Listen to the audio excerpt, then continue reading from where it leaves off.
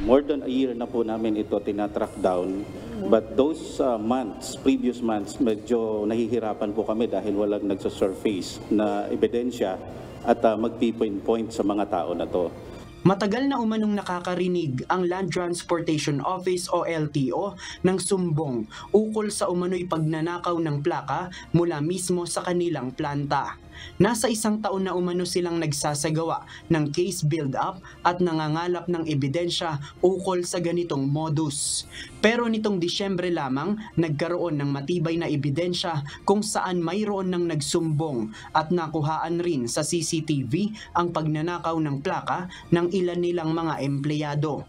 At nitong Lunes nakipag-ugnayan ang LTO sa Internal Security Group ng Department of the Interior and Local Government para arestuhin ang mga sospek. Nakita po ng isang empleyado din po natin na nasa loob kasi sinisegregate po nila sa ibang place. Then nakita po yung mastermind nila, yung leader nila, kinukuha po doon sa kung saan pinaglagyan nung gumawa.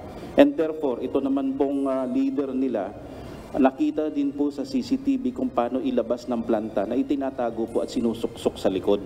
And then inilalagay po doon sa box ng motor niya.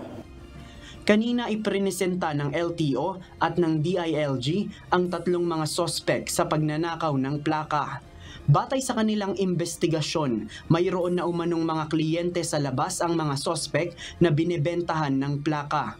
Ang modus operandi ng grupo, mag-iimprenta ng plaka na hindi dumadaan sa mismong sistema o database ng LTO kaya hindi talaga ito rehistrado o maaaring duplicated plate.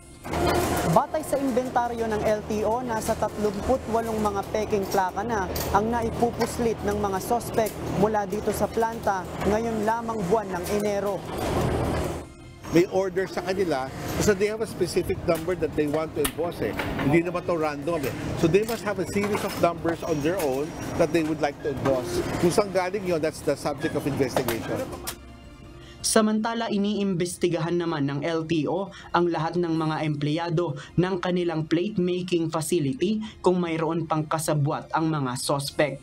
Tinutugis pa rin sa ngayon ang isa pang sospek na umano'y mastermind sa modus.